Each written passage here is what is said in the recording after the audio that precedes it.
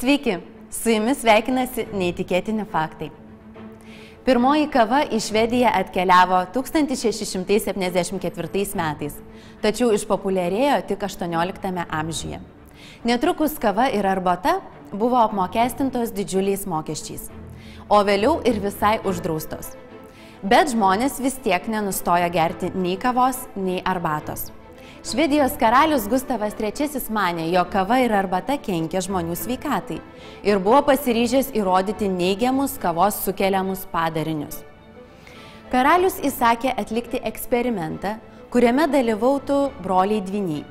Abu dvyniai už padarytus nusikaltimus buvo nuteisti mirties bausmėmis. Jų bausmės buvo pakeistos į kalėjimą iki gyvos galvos su sąlyga, kad vienas iš jų iki pat savo mirties kasdien išgers po 3 puodelius kavos, o kitas po 3 puodelius arbatos. Eksperimentui prižiūrėti buvo paskirti 2 medikai, kurie turėjo pranešti apie eksperimento rezultatus karaliui. Deja, bet abu medikai mirė dėl natūralių priežasčių eksperimentui nesibaigus. Gustavas III taip pat negalėjo pamatyti savo eksperimento rezultatų. Jis buvo nužudytas 1792 metais.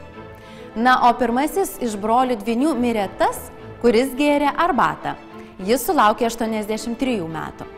Kavą gėręs dvynys mirė vėliau, tačiau tiksli mirties data nėra žinoma. Ačiū žiūrėjusiems! Visus laidos neįtikėtini faktai reportažus galite rasti internetinėje televizijoje Be Tabu TV. Taip pat kviečiame mus sekti Facebook puslapyje.